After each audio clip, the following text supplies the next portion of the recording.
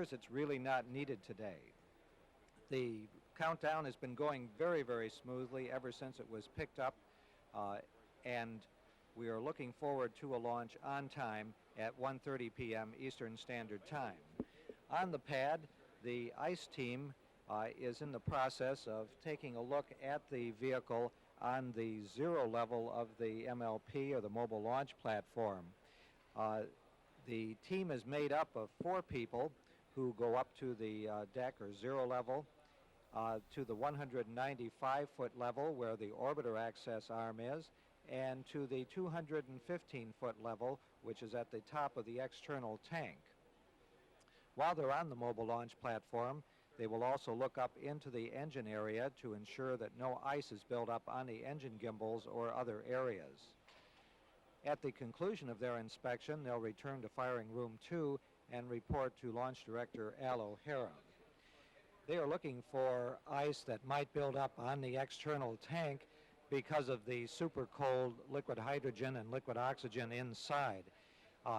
The only danger is that that ice would shake off during launch and possibly damage the rather fragile thermal protection system, or the heat-resistant tile on the orbiter.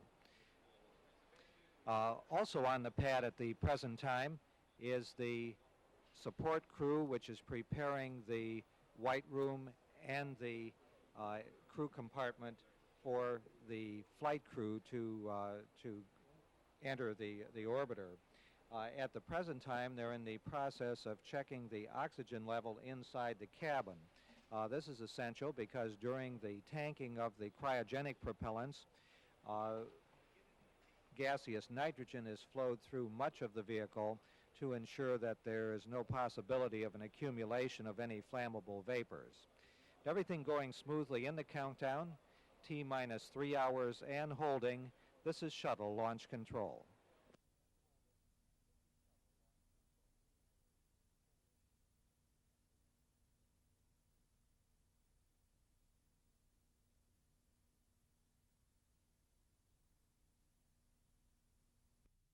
Launch control.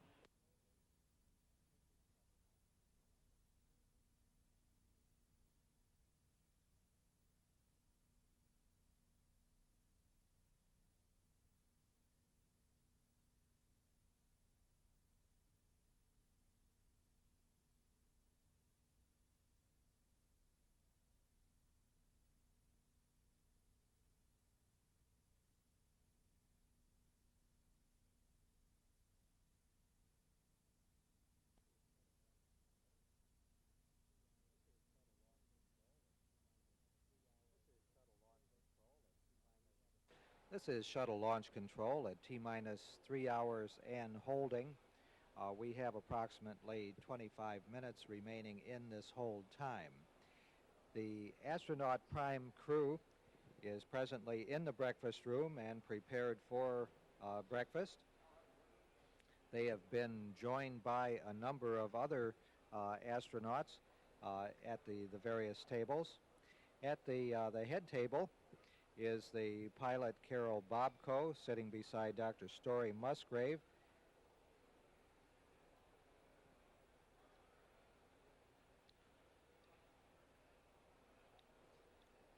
Pilot Carol Bobko, Dr. Story Musgrave,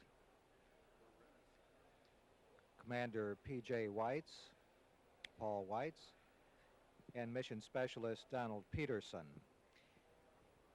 It's somewhat of a traditional breakfast for the astronauts this morning.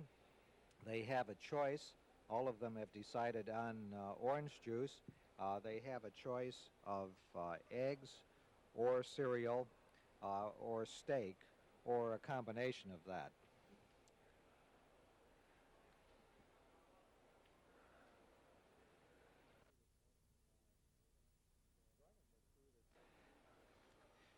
Joining the crew this morning for launch are some of the support astronauts, James Van Hoften and Woody Spring, Anna Fisher, Kathy Sullivan, Sally Ride, who will be on the STS-7 mission is also present.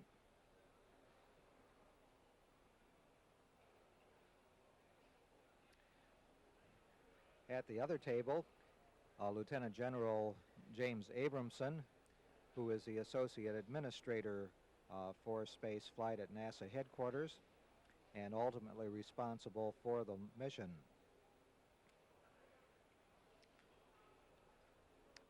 The crew getting ready to be served their breakfast.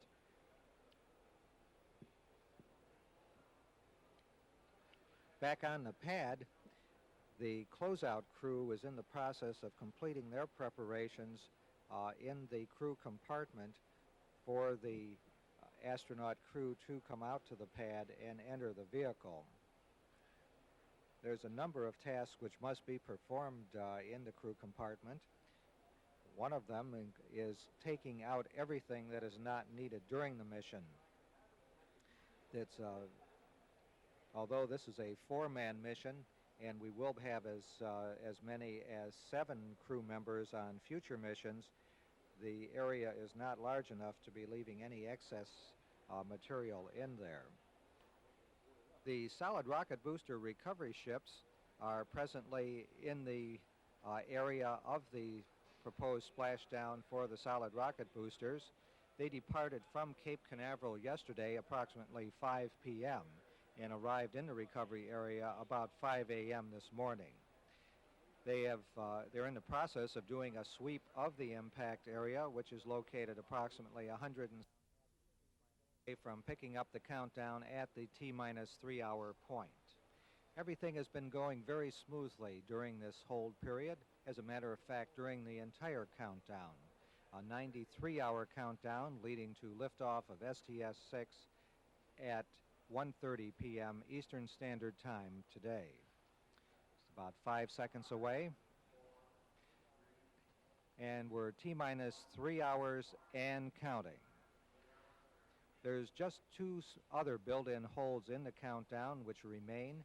A 10-minute built-in hold which comes at the T-minus 20-minute point, and a 10-minute built-in hold at the T-minus 9-minute point. The countdown going very smoothly. The clock at T-minus 2 hours, 43 minutes, 30 seconds and counting. This is Shuttle Launch Control.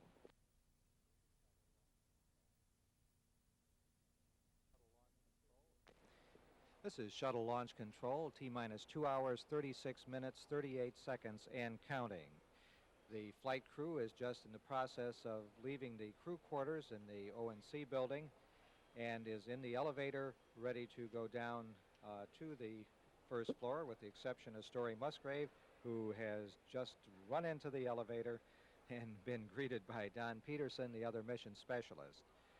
John Young among the group, and they're just about to close the door and will be on their way to the ground floor and the Astrovan, which will take them to the pad. Commander Paul J. Weitz, who is the leader of this mission, has been an astronaut with NASA since 1966, and he served as a pilot on Skylab 2, the first manned Skylab mission, spending approximately a month in orbit. He was born in Erie, Pennsylvania, and has degrees both from Pennsylvania State University and the U.S. Naval Postgraduate School. They're on their way now out of the door of the O&C building. Commander Paul Weitz waving to the crew, entering the Astrovan along with the mission specialist. Carol Bobko went over and shook hands with somebody who wished him well on their trip. The van being closed up by the security chief for this particular job, Gene String, and they're on their way to the pad, and they launch on time at 1:30 p.m. Eastern Standard Time this afternoon. This has been an exceptionally smooth countdown ever since it picked up. A 93-hour countdown, which was picked up on Wednesday afternoon and proceeded up to Saturday night at midnight. There was a 24-hour, 10-minute hold over Easter Sunday, and then it was picked up at 10 minutes after 12 this morning and has been proceeding smoothly ever since. The only concern has been a weather concern, and there is continuing analysis of weather balloon data, which we should probably receive about the T-minus 50-minute point. However, a management decision was made about 9 o'clock this morning that we were go for launch with the upper level winds. Everything going smoothly, the countdown clock at T-minus 2 hours, 34 minutes and counting. This is shuttle launch control.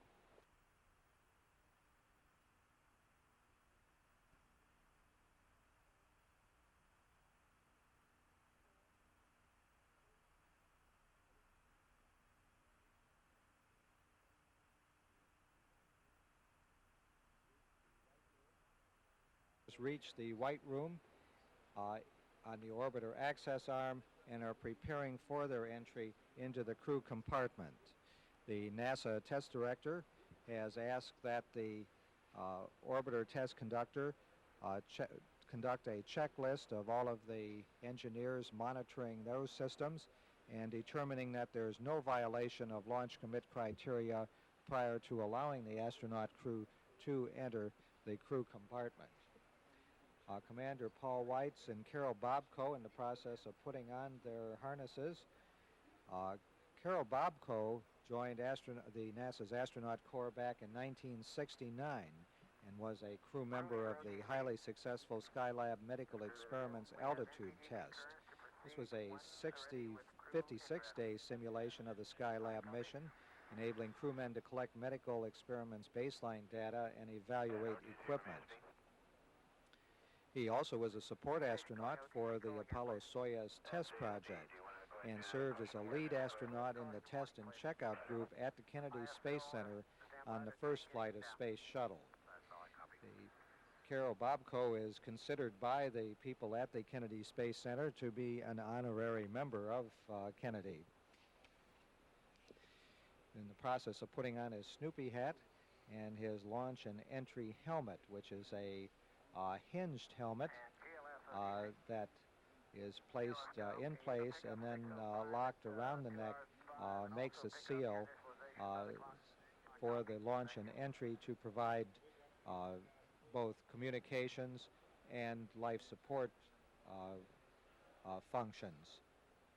In the past, when the spacesuits were used during the launch and re-entry phases, the helmet locked to a ring on the top of the suit, but now a different sort of device is being used. Everything going smoothly in the countdown.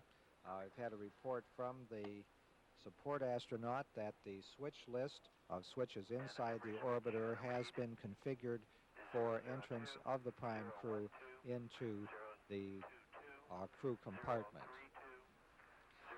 And Commander Paul Weitz, or P.J. Weitz, has entered the crew compartment at present in the orbiter, preparing for launch, which we expect to be on time at 1:30 p.m. The countdown going smoothly. The clock at T-minus 2 hours, 13 minutes, 8 seconds, and counting. This is shuttle launch control.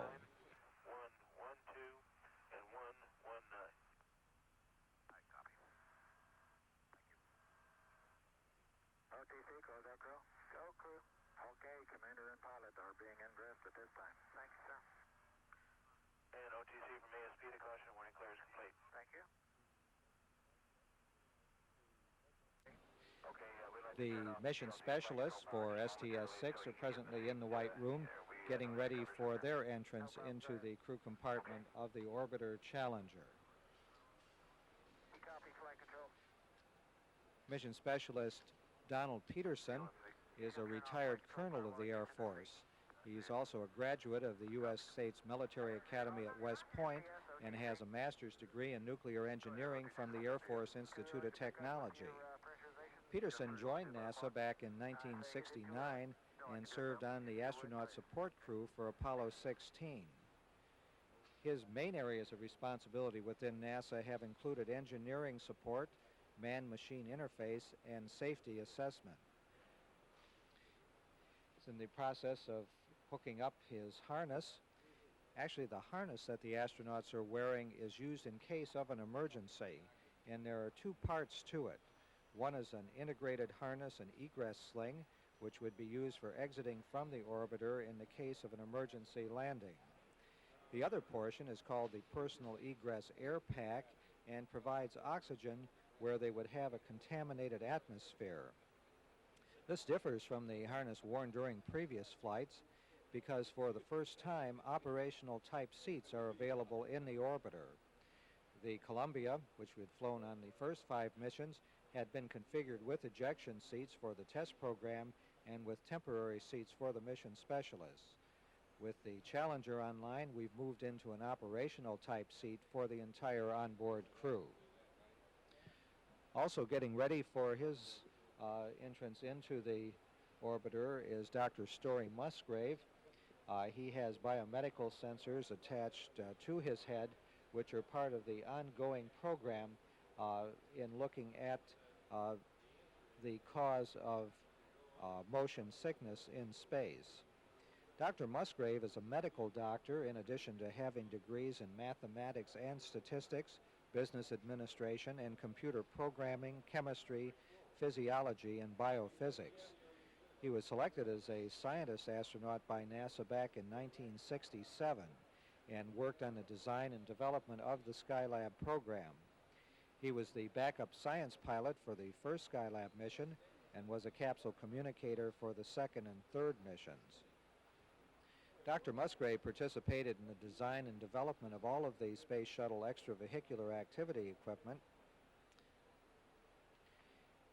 During his period with NASA, he has also kept up his clinical and scientific training as a part-time surgeon at Denver General Hospital. He's an accomplished parachutist and has made over 300 free falls, including 100 experimental free fall descents involved in the study of human aerodynamics. The countdown going very smoothly.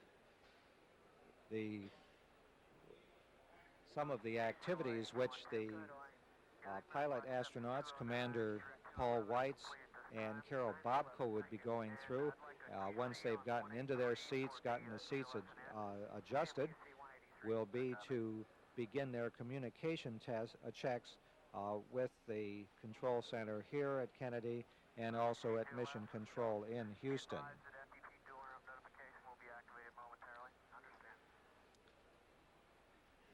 Mission Specialist Don Peterson taking a look inside and is just about to enter the orbiter. The countdown clock at T-minus 2 hours, 7 minutes and counting. This is shuttle launch control.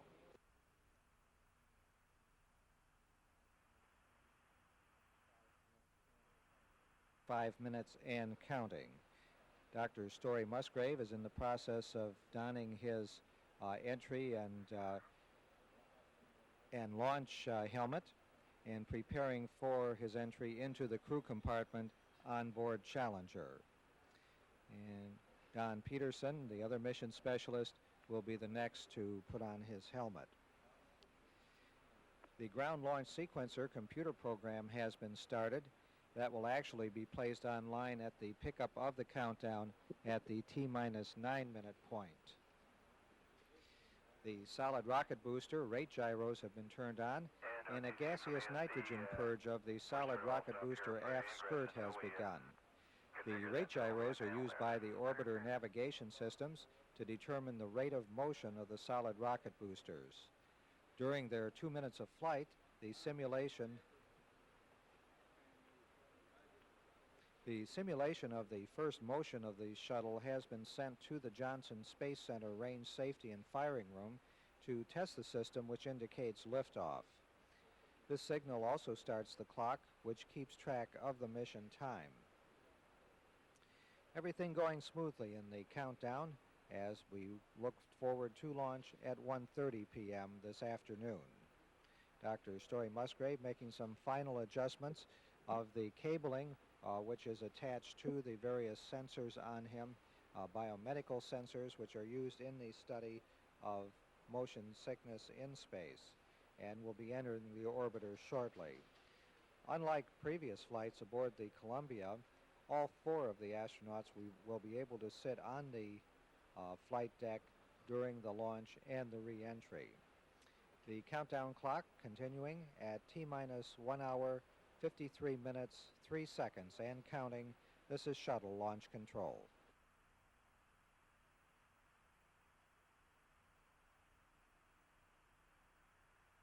Flight controls, OTC. We have a hack on when we might pick up with the reconfiguration? In 2 or 3 minutes. All right.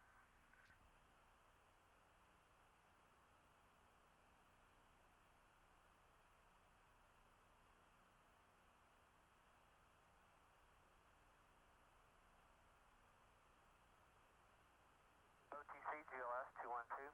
GLS. Yes, GLS. This is shuttle launch control at T-minus 1 hour, 40 minutes and counting. At the present time, 3 of the 4 crew members have entered into the Orbiter Challenger, and they're in the process of preparing their particular area for launch. Commander Paul Weitz and pilot Carol Bobko have been in the process of making sure that their seat height was adjusted, the rudder pedals were adjusted, and that the pitch knob was tight, and then have checked their ascent cue cards and checklists and attached the tethers. Mission specialist Dr. Story Musgrave has also entered the crew compartment, and he is in the process of getting himself settled in his seat as well. In just a short time from now, Mission Specialist Don Peterson will also be entering the orbiter. He has been in the process of attaching his harness, and next will be putting on his launch and entry helmet and then moving into the crew compartment.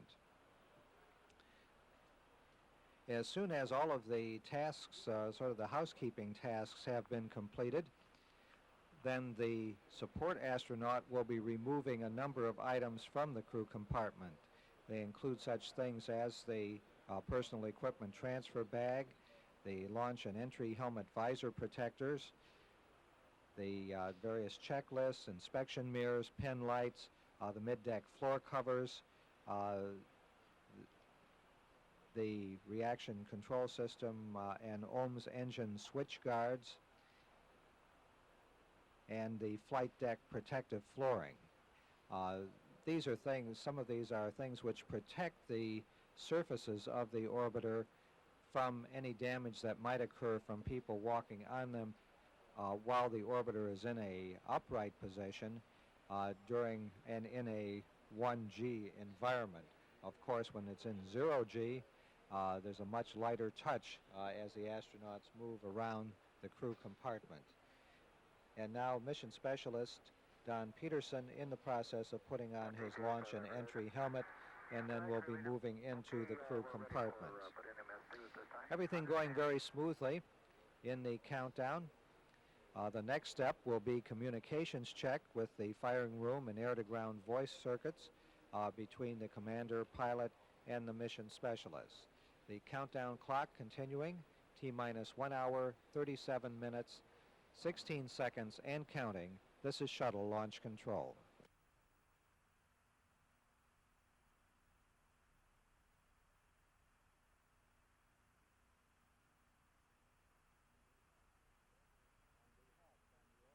And the hatch on the Orbiter Challenger has just been closed.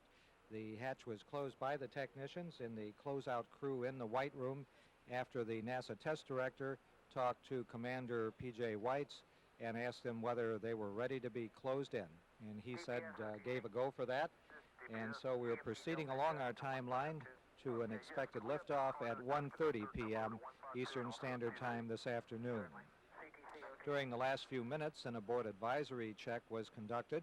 This is one of the backup systems which indicate that a major problem has been detected and the crew may have to get out quickly. This particular check involves a light which is used to signal the crew if normal voice communications have been lost. On the pad, they must open the door, get out of the orbiter, run to the slide wire baskets, and ride down the wire to the bunker or M113 armored personnel escape vehicle. The escape vehicle is positioned at the bottom of the slide wires, Okay, just going to notify you. and the astronauts have a choice of either using that or going into the bunker. Crew copy. We've had an indication that because of the weather at White Sands, that the prime abort once around landing site will be Edwards Air Force Base in California. The weather at Edwards appears to be satisfactory, along with that at Dakar. However, at White Sands, which would normally be an abort once around site, they have gusts of winds up to 50 miles per hour there, and they have blowing gypsum and visibility of about 1/2 mile. Here at the Kennedy Space Center, we have beautiful conditions on the ground for launch, expecting a temperature of about 75 degrees and winds gusting up to about 15 knots. Everything going smoothly. We're standing by for the final word from the last weather balloon, but as of now, we are go. The countdown clock, T-minus 1 hour, 13 minutes, 40 seconds, and counting. This is Shuttle Launch Control. Okay, QC, we're going to be doing this on 145. Correction, 143. Okay, ECL, you want to go over there? ECL copies. Okay, 3-liter OTC. Go, have that crew go. Yeah, go ahead, CCSC. Crew leader, do you have an OMTO you put over there on the 143, please? In just a few minutes, we're going to finish up the latching, and we'll do the seal leak check before we start into pressurization. All right. I'll give you a holler. Thank you.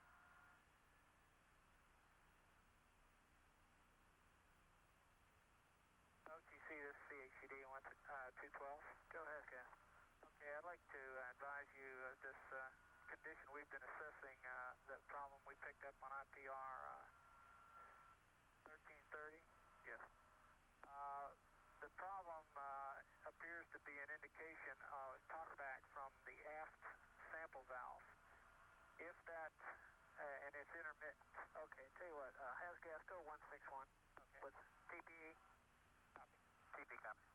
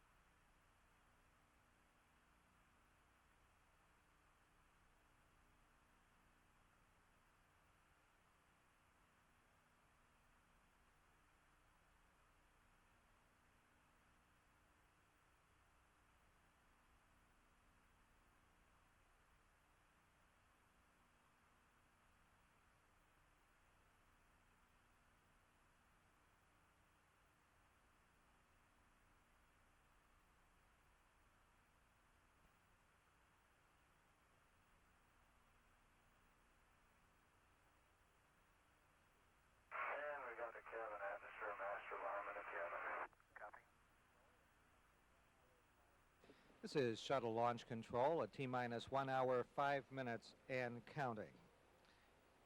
The hatch on the orbiter has been closed now, and the seals checked and the latch checked, and the crew up there should be in the process now of installing the insulation plugs in the insulation. The thermal insulation in that particular area is approximately an inch thick, and the various attach points for the door must be covered to ensure that heat does not penetrate during the ascent and descent phase, primarily the descent phase. And so there are plugs which are made of insulating material, which also have threads, so they may be screwed into the points on the door where those are necessary. One of the next steps will be a pressurization test of the crew compartment and a cabin leak check. we're in the getting ready to ask the commander, Paul Weitz, to support that. Out in the SRB recovery area, approximately 165 nautical miles east, the recovery ships reported earlier that there was a fishing vessel in the area, which would have been out of the area by now, and they're in the process now of contacting a freighter and advising it to move north of the coordinate where it will be safe. This is not expected to be any problem as far as the launch is concerned. The convoy, which would support the shuttle orbiter should it have to return to the landing facility at the Kennedy Space Center, is presently being positioned to support such a contingency. The convoy is made up of a number of vehicles, including a purge truck, which flows air through the vehicle to ensure that there's no buildup of toxic gases, a cooling vehicle, which provides coolant for the electronic and other systems on board the orbiter. It's a special white room and stair truck used for astronauts to exit the vehicle. The crews are supported by escape-suited personnel who would monitor the vehicle after landing to ensure that no toxic propellants were escaping to endanger the landing support crews. Escape simply means that there's self-contained air-breathing apparatus. Everything going very smoothly in the countdown. Weather has been a concern, and we're waiting for a final weather go, which should come about the T-minus 50-minute point in the countdown. But at the present time, we have a go from the mission team and expect that that is going to stay the same. We have had to shift the once around abort site from White Sands, New Mexico to California because of the weather conditions at White Sands, where we have blowing gypsum and visibility of about 1/2 mile. Everything proceeding on time, looking for a launch at 1:30 p.m. this afternoon of STS-6, the first flight of the Orbiter Challenger. The countdown clock at T-minus 1 hour, 1 minute, 25 seconds and counting. This is Shuttle Launch Control.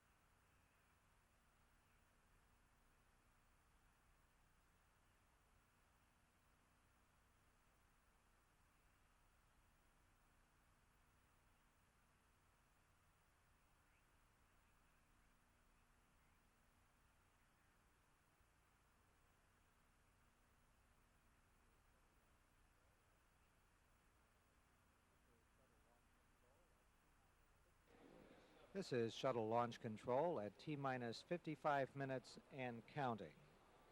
We have just completed the L-minus 80-minute weather briefing, and Launch Director Al O'Hara has indicated that we are go for launch at this time. Everything has been going very smoothly in the countdown. At the present time, the crew are getting ready for a cabin pressure check or leak check. The pre-flight calibration of the inertial measurement units has been completed, and we have now started the pre-flight alignment of the inertial measurement units. These units are used to tell the guidance systems on the orbiter where they are in relationship to the launch pad here at the Kennedy Space Center. The 3 IMUs are calibrated during the early part of the terminal countdown and then aligned for liftoff because the Earth's rotation puts errors into the system. The IMUs must be put online as part of the navigation system within about 10 minutes of completing alignment. Once they are free to measure accelerations and attitude changes, the vehicle must be launched within 200 minutes or the alignment process must be repeated. In orbit, the inertial measurement units must be realigned periodically, and this is done with the star tracker, which is mounted on the structure containing the IMUs. The astronauts make use of 2 out of 50 stars located approximately 90 degrees apart.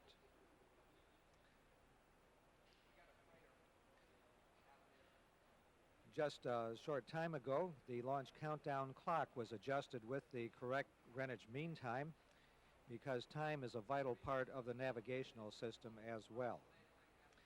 The countdown clock at T-minus 53 minutes, 8 seconds and counting. This is shuttle launch control.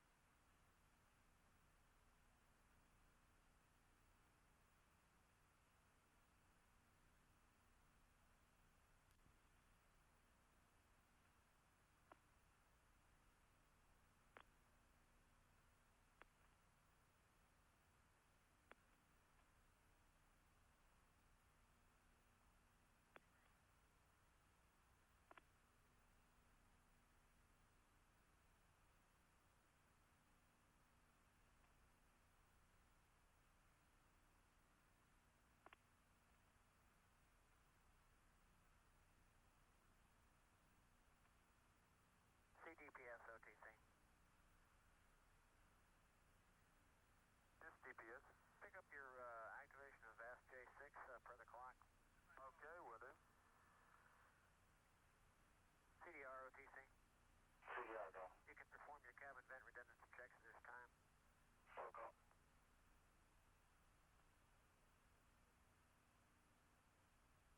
Cabin vent ISO's closed, talk back closed. Cabin vents open, talk back open.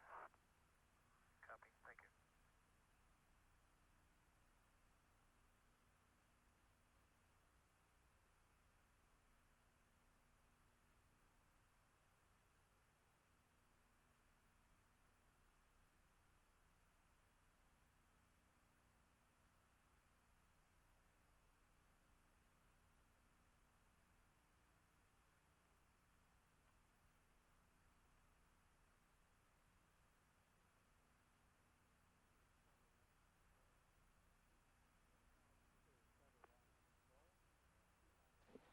This is shuttle launch control at T-minus 45 minutes and counting. The S-band telemetry system has been switched to high power and configured to change to transmit and receive signals by radio rather than through wires as is done through most of the countdown. The ground launch sequencer mainline computer programs are activated and are being monitored to prepare to take over the countdown at the T-minus 9-minute point. The first crew module pressurization and leak check is complete. During the past few minutes, the range safety officer verified that the range safety system is ready for launch and is conducting an open loop command network verification test. The flight crew has configured the switch panel and activated the hydraulic auxiliary power unit's water boilers. These are used for cooling of the turbine system, which produces the hydraulic power used to steer the engine on the solid rocket motors. The countdown going very smoothly, T-minus 43 minutes, 55 seconds and counting.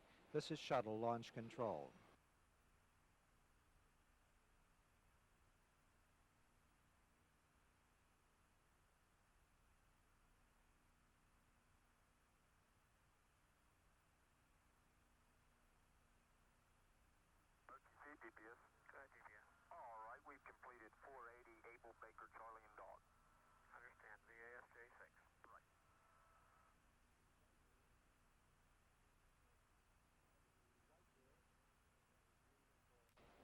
The white room, which is used for entrance by the crew into the orbiter, has now been completely reconfigured for launch and is in the stage where it may be swung back from the orbiter, which occurs at the T-minus 7-minute point in the countdown. Everything in this countdown has been moving along right on schedule or slightly ahead of schedule. We've just passed a point where one of the opportunities for Houston to update the computers. During the countdown, the 5 onboard computers are updated or loaded several times. At the 19.5-hour point, the 4 primary computers all receive the final load from the mass memory unit in the orbiter, and then all 4 are run together and the information in them compared to ensure that they all understand the same things. This is important since they act as a committee during flight and vote among themselves as to whether they are directing the flight to do the proper things. At T-minus 45 minutes, Johnson Space Center had the possibility of sending new information to update them based on any unusual weather conditions the vehicle might fly through. At T-minus 20 minute, another chance occurs to update the computers if necessary, and one of the 4 computers is read out and compared with what should be identical programs contained in the firing room data processing system console. At T-minus 18 minutes, additional opportunity occurs to input any changes. At T-minus 9 minutes, the countdown begins to be controlled by the ground launch sequencer. During this period, the ground launch sequencer sends commands to the onboard flight computers, which then report back when their tasks have been completed. At T-minus 28 seconds, the system is reversed, and the onboard computers take over the final seconds of the countdown, and the ground launch sequencer simply monitors what they've been doing. However, it does have to send a command ordering the start of the main engines. Everything going smoothly, the countdown at T-minus 37 minutes, 45 seconds and counting. This is shuttle launch control.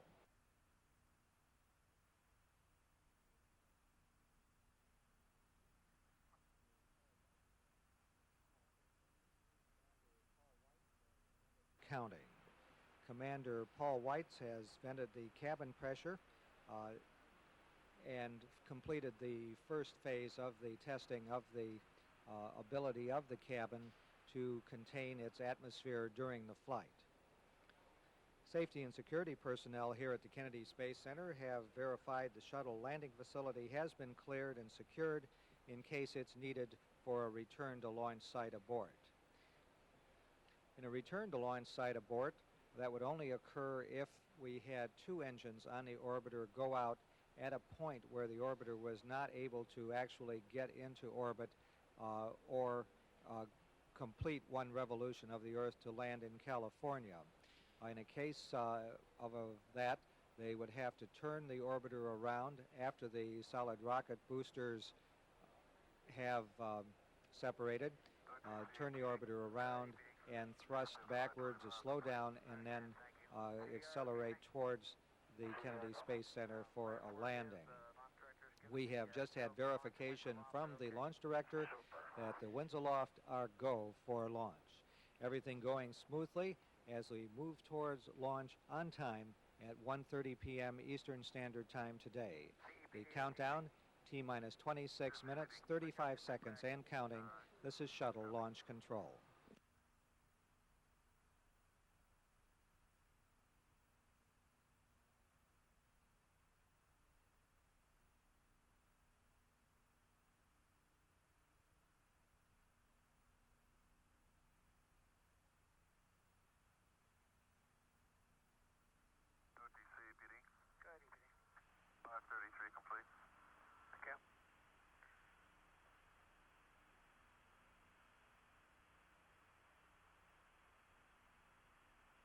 GLS?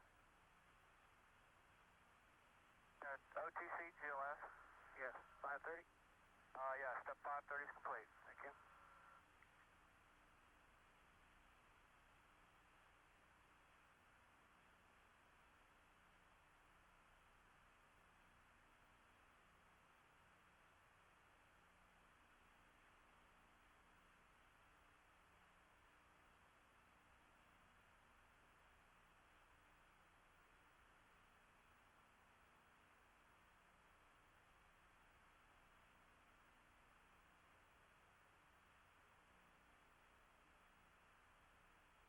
Flight, CDR, PLT, MS1, MS2, stand by to perform simul air-to-ground voice checks. Welcome.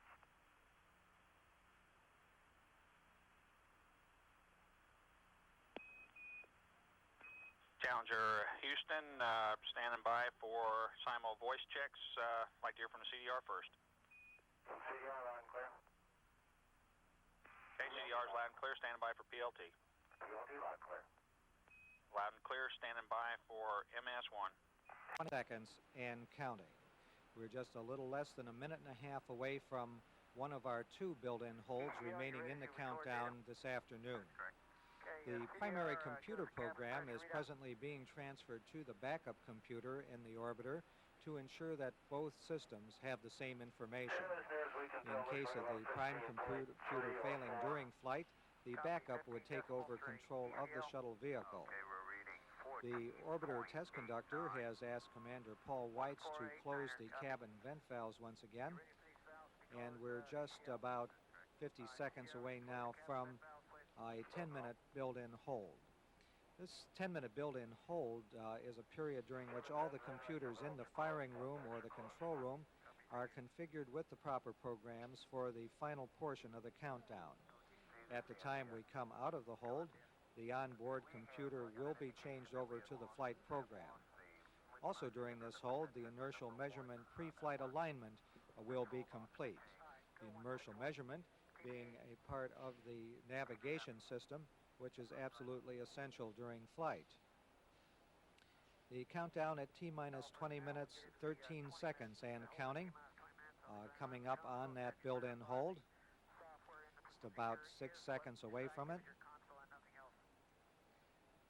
2, 1, T-minus 20 minutes and holding. This is a 10-minute built-in hold. There will be one additional 10-minute built-in hold, which comes at the T-minus 9-minute point. Everything has gone very smoothly in the countdown since we picked it up on Wednesday afternoon. It was a 93-hour count. We had one major built-in hold that occurred from midnight on Saturday until 10 minutes after 12 early this morning. And then we've been going down. We had another hold at the T-minus 3-hour point, and then picked it up and are proceeding now towards launch. We were very concerned with the upper level winds here at the Kennedy Space Center starting last night. However, the winds have abated and we are in a go position at this time. The countdown at T-minus 20 minutes and holding. This is shuttle launch control. CPLE verified. EPD. BPD verified. GNC and flight controls verified. DPS. DPS is go. CCME. The computer transition to Ops 101 has just been made. Ops 101 is the computer program used for the ascent of the space shuttle into orbit. As we come out of the hold, the prime computer is dumped and compared with the onboard computer to verify that it has the proper configuration for launch. At this time, purge of the 3 fuel cells on board the orbiter is also underway.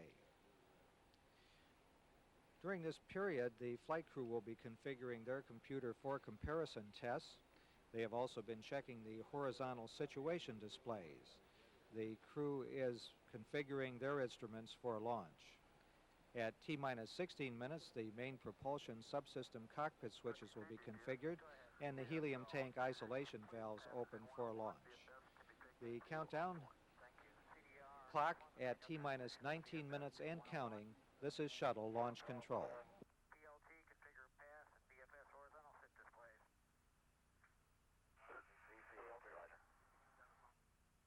Go ahead, COFC. Go ahead.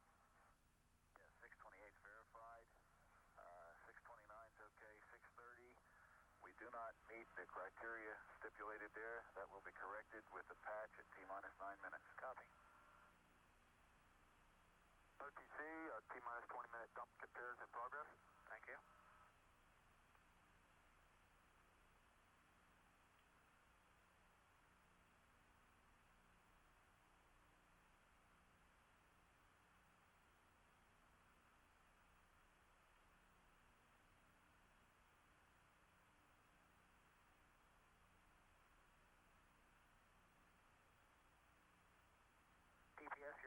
VFS uplink. Stand by. BPS is ready. Thank you.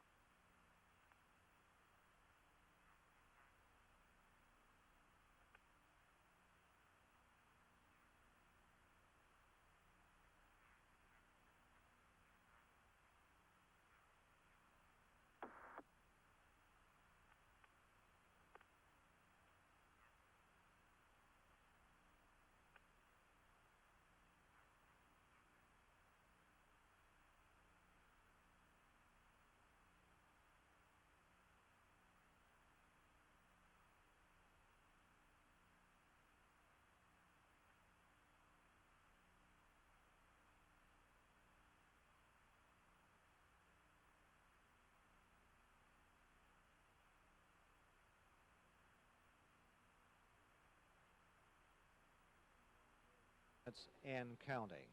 Everything going very smoothly as we count now down to the T-minus 9-minute point, where we will pause once again for a 10-minute build-in hold. The STS-6 flight is a flight having many firsts. It's the first launch of the shuttle orbiter Challenger. It's the first time we have used the lightweight external tank, the first time that we have used the lightweight solid rocket boosters. But on this mission of first, the 3 getaway specials also can claim some firsts. The one from the Park Seed Company of Greenwood, South Carolina, can lay claim to a number of them. This getaway special the getaway special program allows companies, universities, and private individuals to send scientific experiments into space aboard the space shuttle for prices ranging from about $3,000 to $10,000. The Park Seed Company is taking advantage of the program to fly the first flower and vegetable seeds into space, and also become the first company to use this program for a commercial or industrial application. Although the experiment occupies a small container, it has some broad scientific objectives. Learning to package seeds to survive the rigors of space travel and be used to provide food on manned orbiting space stations of the future is one such application. However, a much broader and vital objective will be allowing Park Seed Company scientists to learn more about the possibility of using space for storage of genetic strains which must be preserved for future generations, and the possibility of using space to produce desirable mutations in seeds. Another getaway special experiment is being flown by one of the largest newspapers of Japan. Japanese, who were the first to create artificial snowflakes on Earth, will become the first scientists to create artificial snow in space as well. The experiment, selected from 17,000 suggestions submitted by readers of Asahi Shimbun, one of the largest newspapers in Japan, with a readership of about 8 million. The experiment is expected to contribute to the knowledge of crystallography, especially the crystal growth of semiconductors and other materials from a vapor source. Semiconductors are the building blocks of most modern electric devices. Some scientists have theorized that the crystals may form of snow in a very symmetrical way, but others expect spherical crystals to form. The third getaway special is sponsored by the U.S. Air Force Academy. 6 projects were developed in an engineering design course at the Academy over the past 5 years. These experiments range from a demonstration of the feasibility of soldering beams in space to testing the effect of weightlessness on the development of microorganisms. 5 of the experiments fall in the metallurgy area with the study of the uniformity of metal alloys manufactured in zero-G, the formation of metallic sponge, electroplating, and metal purification. The countdown continuing smoothly, the clock at T-minus 12 minutes, 30 seconds and counting. This is shuttle launch control.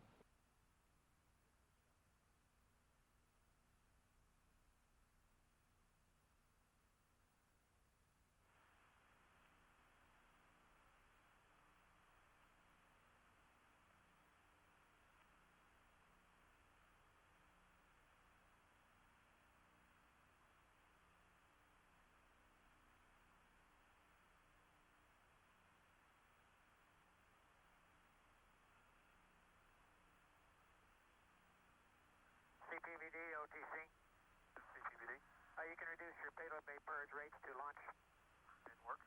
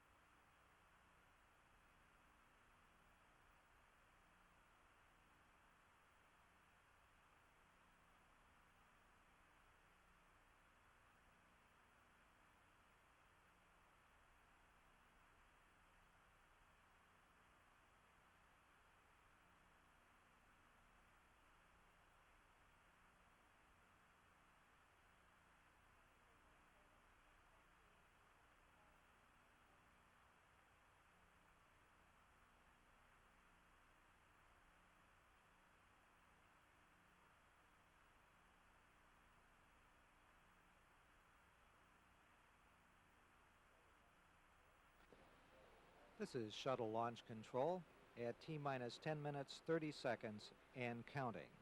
The chase plane pilots have been ordered to start their engines, and other airports in the area have been informed that the radio frequency used by the chase planes will be active through launch and asked to keep that channel clear of other traffic. The NASA test conductor has asked safety and security to verify that all non-essential personnel have cleared the launch danger area and has been assured that the closeout crews have cleared the roadblocks. The purge of fuel cells used to generate electricity on board the orbiter has been completed. The booster test conductor has started the flow of gaseous nitrogen purge of the aft skirts of the solid rocket boosters. This flow of inert gas ensures that no explosive or flammable gases can accumulate in the bottom of the solid motors prior to ignition. The countdown clock just about 35 seconds away from the final 10-minute build-in hold in our count. The flight crew has closed the vent valve on the crew cabin, and cabin pressure has been verified. The comparison of the prime computer with the onboard computer has been completed, and that is satisfactory. All aero surfaces and actuators on the orbiter are presently in the proper configuration for the auxiliary power unit to start and hydraulic pressure to be applied. 5 seconds away from our hold. T-minus 9 minutes and holding. This is a 10-minute build-in hold. The STS-6 mission is a mission of many firsts. It's the first flight of the Space Shuttle Orbiter Challenger, the first flight of the lightweight external tank, which carries the liquid hydrogen and liquid oxygen for the main engines on the orbiter.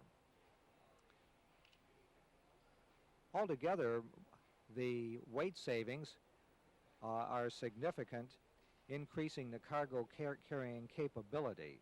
20,000 pounds altogether has been saved compared with the last launch of the Columbia orbiter. This is also the first use of the higher thrust main engines on the orbiter. They will be operating at 104% rather than 100% of rated thrust. Another first scheduled for this flight will be the exiting of the crew compartment by mission specialists Dr. Story Musgrave and Donald Peterson to spend 3.5 hours moving about the cargo bay in the cold vacuum of space. At this time, Launch Director Al O'Hara speaking to the launch crew. Countdown. Looking for a liftoff on time of STS-6, the sixth flight of the Space Shuttle, and the first flight of the Orbiter Challenger at 1:30 p.m. Eastern Standard Time. The countdown clock about 5 seconds away from picking up the count.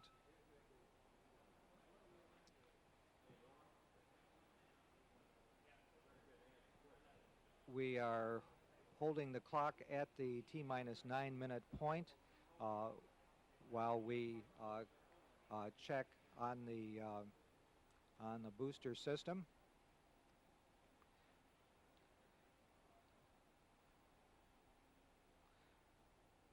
The NASA test director is in the process of checking with the booster test conductor to determine whether or not there is a problem.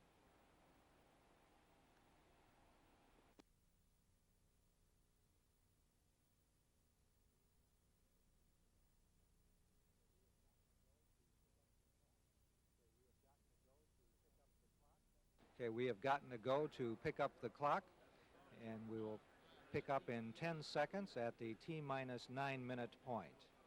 Approximately 5 seconds. 3, 2, 1, T-minus 9 minutes and counting. The launch events are now being controlled by the ground launch sequencer from now up to T-minus 25 seconds when they switch to the onboard redundant set launch sequencer. The ground launch sequencer is part of the processing system and operates by relaying commands to the orbiter's onboard computers, which then report back to the launch processing system when the commands have been executed. The primary job of the computers is to check that all of the launch commit criteria, such as propellant loads, temperatures, pressures, and other measurements, are proper. The launch and recovery director has ordered the chase planes to take off. Coming up on the 8-minute point in the countdown,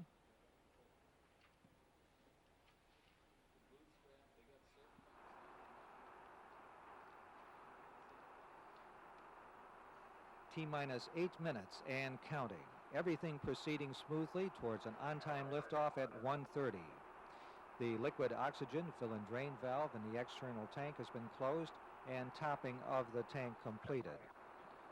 Liquid oxygen drain back has been started.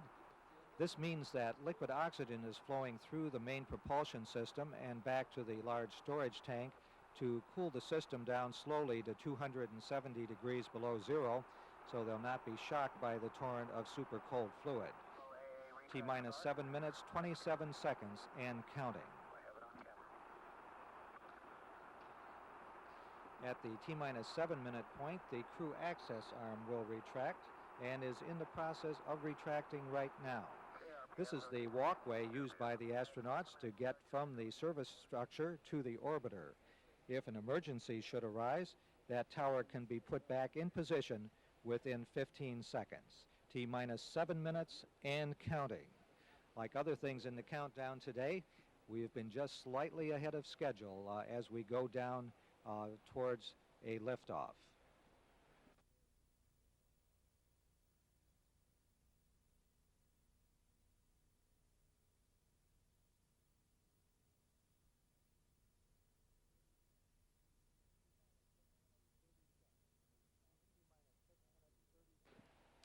T-minus 6 minutes, 30 seconds and counting. At the 6-minute point, the crew will perform the auxiliary power unit pre-start, which consists of positioning a number of switches and verifying that they are in the proper position, then throwing the 3 propellant isolation valve switches which allow the hydrazine fuel to start flowing from the tanks toward the APUs. Coming up on the 6-minute point, T-minus 6 minutes and counting. The pilot, Carol Bobko, has been asked to perform the APU pre-start. T-minus 5 minutes, 49 seconds and counting.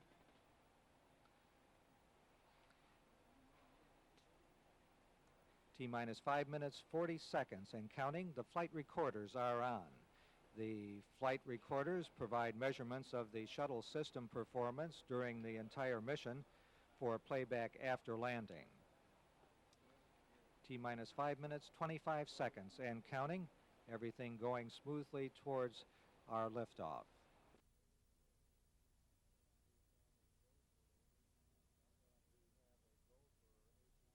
And we have a go for APU start. Coming up on the 5-minute point.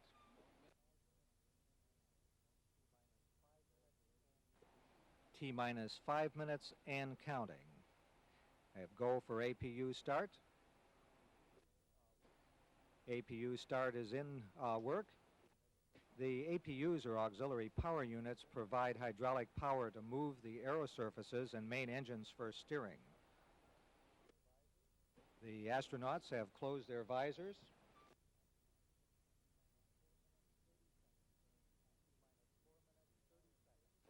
T-minus 4 minutes, 30 seconds and counting. The firing circuit for the solid rocket booster's ignition and range safety destruct devices has been armed by a ground launch sequencer command. This is accomplished by a motor-driven switch called an arm and safe device. The system is then inhibited to prevent premature ignition.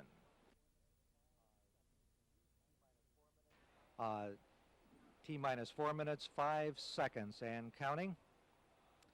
The main fuel valve heaters have been turned off in preparation for engine start. The main engines on the orbiter will actually be started at the T-minus 6.8 second point. It takes 3 seconds for them to reach 90% thrust, at which time the solid motor ignition sequence starts. T-minus 3 minutes, 40 seconds and counting. The elevon, speed brake, and rudders are now being moved through a pre-programmed pattern to ensure that they're capable of doing their jobs during flight. T-minus 3 minutes, 27 seconds and counting. The shuttle is now on internal power. However, the fuel cells are still receiving some fuels from ground support equipment for another minute. T-minus 3 minutes, 13 seconds and counting. The profile checks of the aero surfaces is complete and verified, and the aero surfaces are in launch position. Coming up on the 3-minute point, T-minus 3 minutes and counting. The engine gimbal or movement check of the main engines is underway. The liquid oxygen valve for filling the external tank is closed and pressurization has begun. T-minus 2 minutes, 45 seconds. The gaseous oxygen vent arm is being retracted.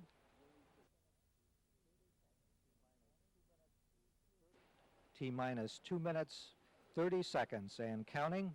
The fuel cell's ground supply of oxygen and hydrogen has been terminated and the vehicle now on its onboard supply.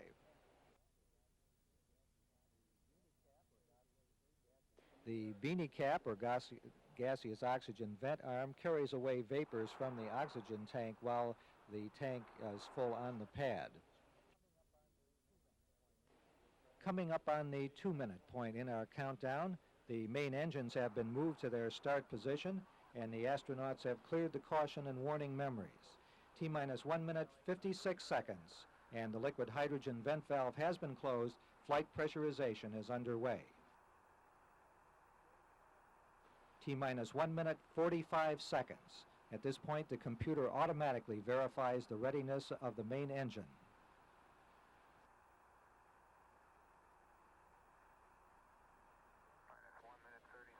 T-minus 1 minute, 30 seconds and counting. The liquid hydrogen tank is now reaching flight pressure in approximately 5 seconds from now. T-minus 1 minute, 20 seconds and counting.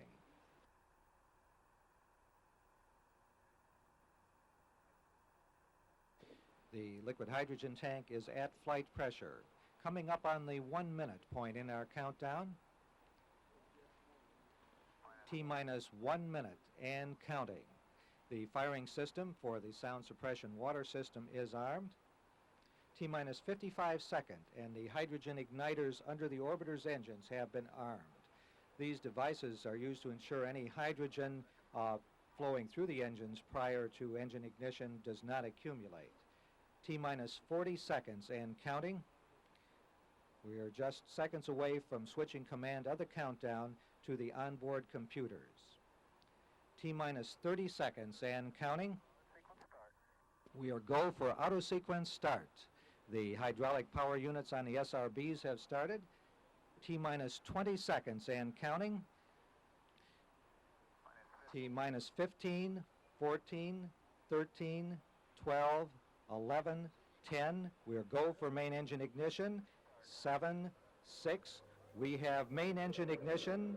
4, 3, 2, 1, 0, and liftoff. Liftoff of the Orbiter Challenger and the 6th flight of the Space Shuttle. The shuttle has cleared the tower. Challenger's underway with our program. Houston copies, Challenger.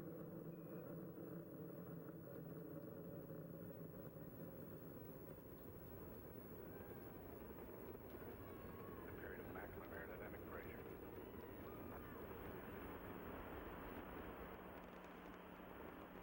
30 seconds elapsed.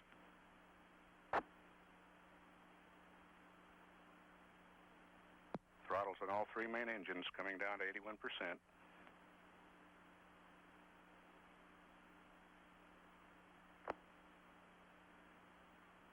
Velocity 2,000 feet per second. Altitude 3.5 miles. Downrange 2 miles. 1 minute elapsed.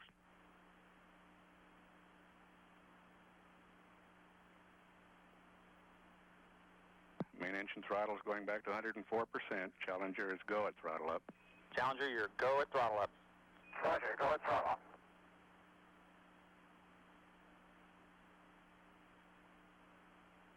Trajectory slightly depressed, no problem. Flight dynamics officer reports.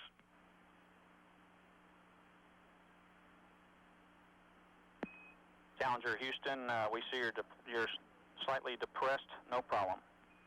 Okay, Dick. Velocity 4,100 feet per second. Altitude 15 miles. Downrange 14 miles.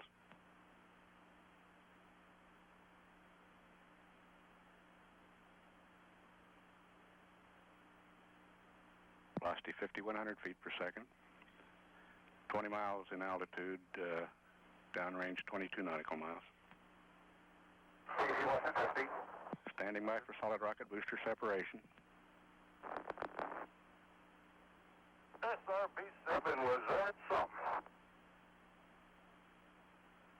We got an awful lot of crud on the windows at SRB-7, Dick. Roger, we copy that.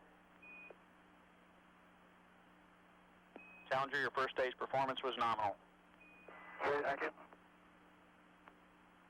Guidance has converged. Velocity now 6,000 feet per second. Altitude 31 miles. Challenger is 46 miles downrange. Challenger, you have 2-engine tail capability. 2-engine tail. Challenger now capable of a transatlantic abort to Dakar Airport on Africa's west coast if one main engine fails.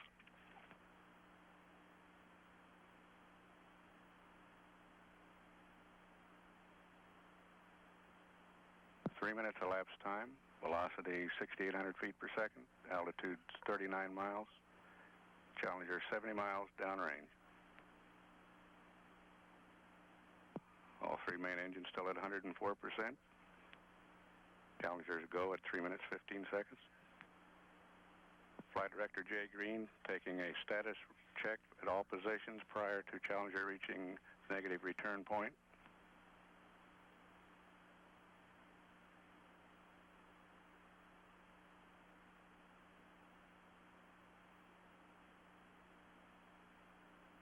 Velocity 7,800 feet per second. 47 miles altitude.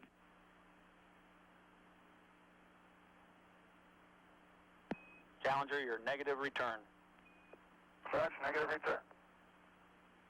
Challenger no longer able to return to the Kennedy Space Center. Challenger is 127 miles downrange at an altitude of 50 nautical miles. Velocity 8,700 feet per second.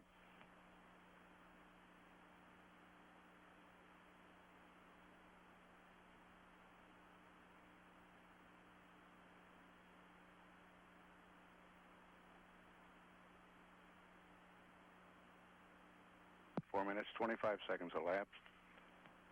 Velocity 9,500 feet per second. Altitudes 53.5 miles, 165 miles downrange. Challenger still go, all systems. All three main engines still at 104%.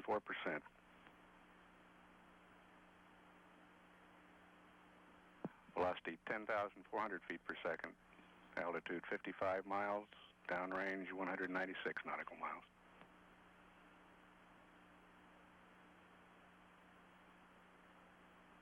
Standing by for press to MECO. Challenger, press to MECO. Press to MECO, normal throttle. That press to main engine cutoff call tells Spacecraft Commander Paul Weitz that Challenger can now continue uphill if one main engine fails.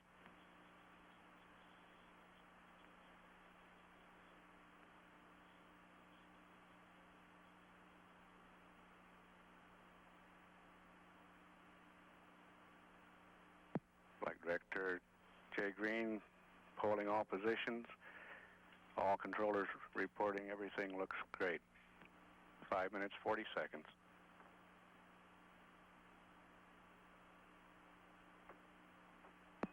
Challenger, you have single engine TOW capability.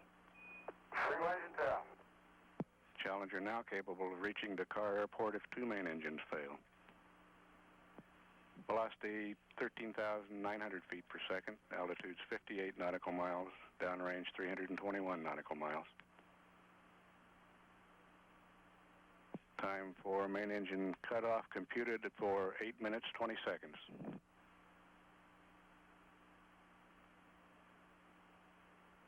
Velocity 15,000 feet per second. Altitude's 58 nautical miles. Downrange 364 nautical miles. 6.5 minutes elapsed time.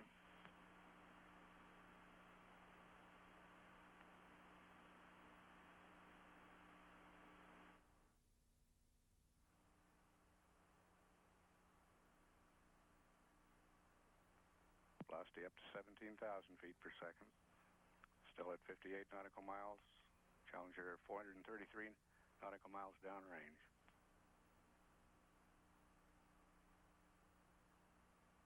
Seven minutes elapsed time.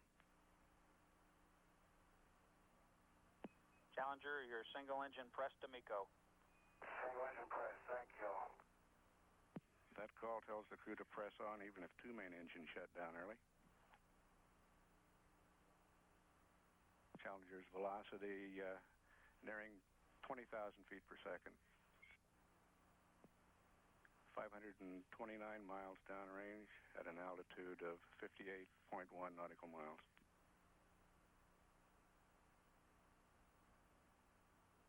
Main engine cutoff still computed for 8 minutes, 20 seconds.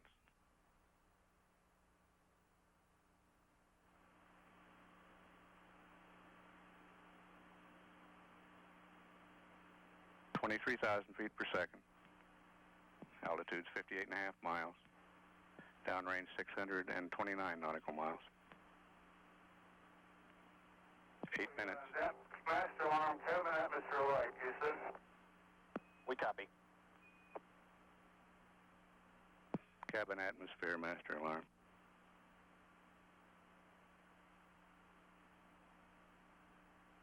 $25,000 feet per second. MECO. We got a MECO. Roger, we copy, and no problem with your cabin atmosphere.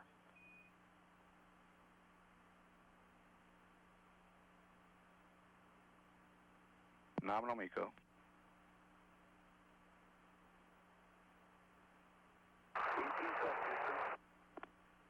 Roger. Houston confirms external tank separation.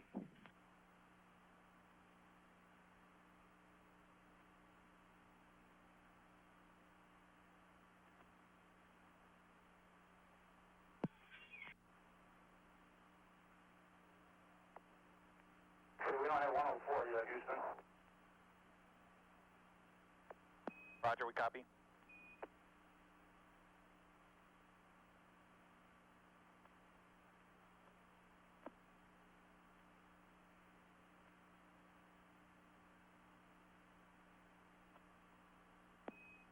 Challenger, we need for you to switch aft bay 1 fan. Okay, how about Ops 104, Dick? And Challenger, recommend manual pro to Ops 104.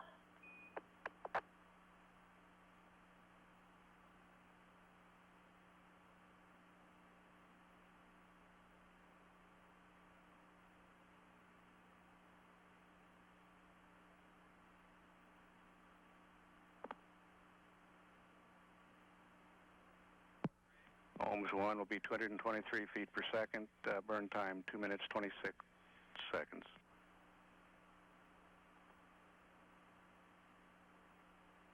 Looking for an orbit of 153 by 50 nautical miles. Go for nominal Ohms 1. APU shut down on time.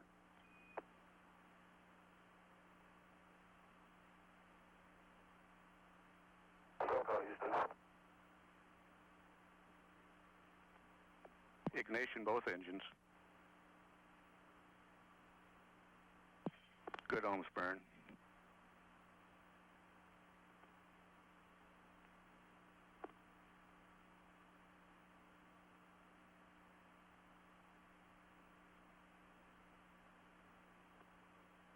We're 30 seconds away from loss of signal through Bermuda. Ohms burn continuing in good shape. Challenger Houston, we're 20 seconds to LOS. We see a good burn in progress. Configure LOS. We'll talk with you at Dakar at 17.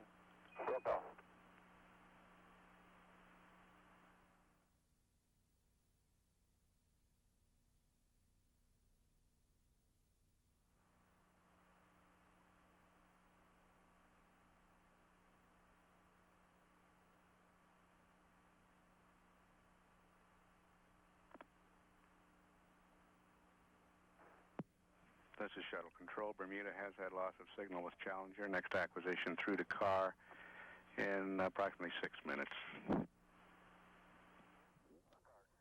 We are go for auto sequence start. The hydraulic power units on the SRBs have started. T-minus 20 seconds and counting. T-minus 15, 14, 13, 12, 11, 10. We are go for main engine ignition. 7, 6. We have main engine ignition. 4, 3, 2, 1, 0, and liftoff. Liftoff of the orbiter Challenger and the 6th flight of the space shuttle. The shuttle has cleared the tower. Challenger's underway with our whole program. Houston copies, Challenger.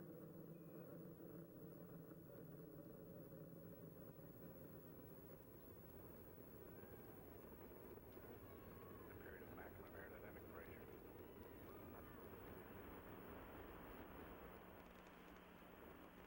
.30 seconds elapsed.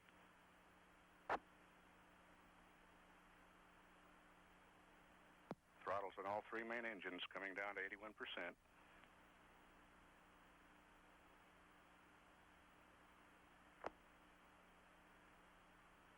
Velocity 2,000 feet per second. Altitude 3.5 miles. Downrange 2 miles.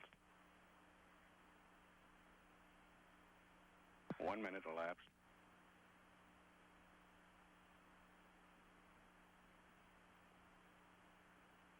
Main engine throttle is going back to 104%. Challenger is go at throttle up. Challenger, you're go at throttle up. Roger, go at throttle.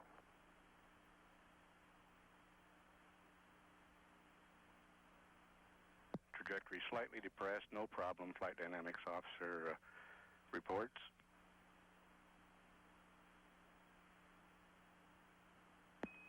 Challenger Houston, we see you're slightly depressed. No problem. Okay, Dick.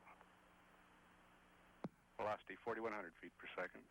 Altitude 15 miles. Downrange 14 miles.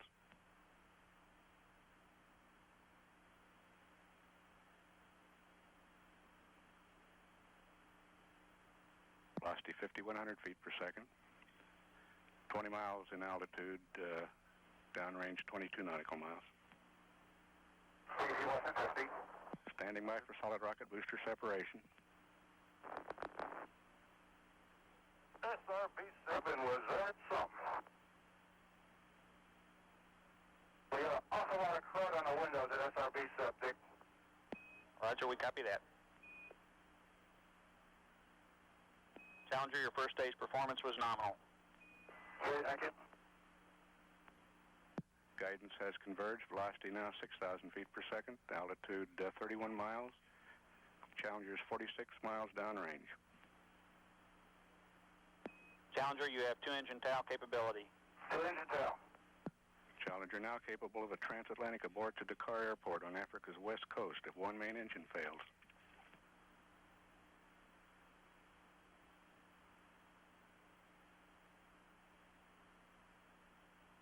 Three minutes elapsed time. Velocity 6,800 feet per second. Altitude 39 miles. Challenger 70 miles downrange. All three main engines still at 104%. Challengers go at 3 minutes 15 seconds.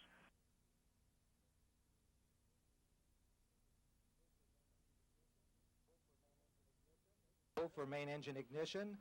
7, 6. We have main engine ignition. 4, 3, 2, 1, 0, and liftoff. Liftoff of the Orbiter Challenger and the 6th flight of the Space Shuttle. The shuttle has cleared the tower. Challenger's underway. We got Houston copies, Challenger.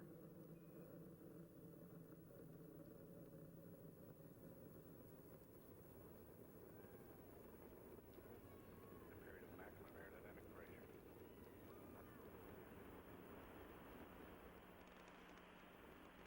Thirty seconds elapsed.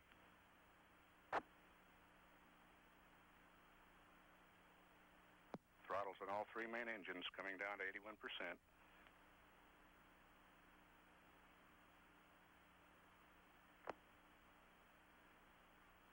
Velocity 2,000 feet per second. Altitude 3.5 miles. Downrange 2 miles. 1 minute elapsed.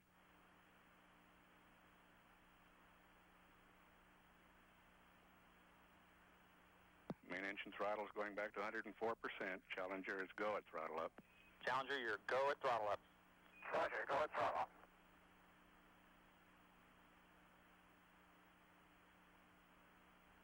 Trajectory slightly depressed, no problem. Flight dynamics officer reports.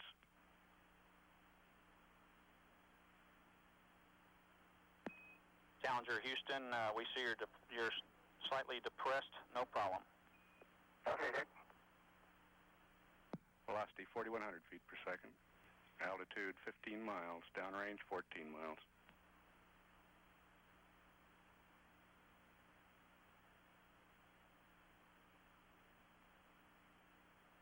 Velocity 5,100 feet per second. 20 miles in altitude. 13, 12, 11, 10. We're go for main engine ignition. 7, 6. We have main engine ignition. 4, 3, 2, 1, 0, and liftoff. Liftoff of the Orbiter Challenger and the 6th flight of the Space Shuttle. The shuttle has cleared the tower. Challenger's underway. We got Houston copies, Challenger.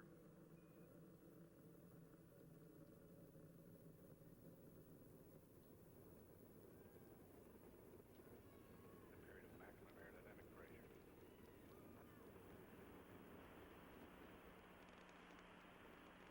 30 seconds elapsed.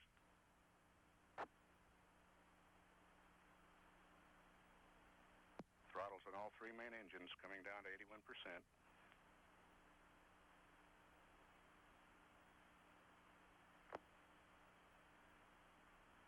Velocity 2,000 feet per second. Altitude 3.5 miles. Downrange 2 miles. 1 minute elapsed.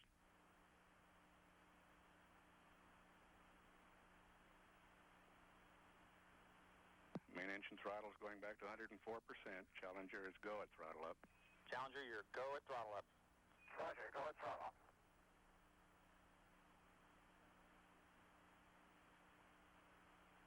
Trajectory slightly depressed, no problem. Flight dynamics officer reports.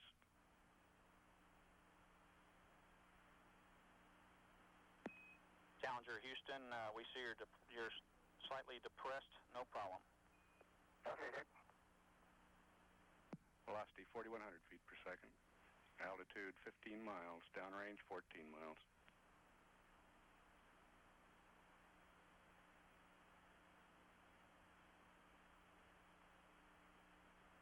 Velocity 5,100 feet per second. 20 miles in altitude. Downrange 22 nautical miles. Standing by for solid rocket booster separation. SRB-7 was that something? We got an awful lot of crud on the windows at SRB-7, Dick. Roger, we copy that. Challenger, your first day's performance was nominal. Okay, thank you. Guidance has converged. Velocity now 6,000 feet per second. Altitude 31 miles. Challenger's 46 miles downrange.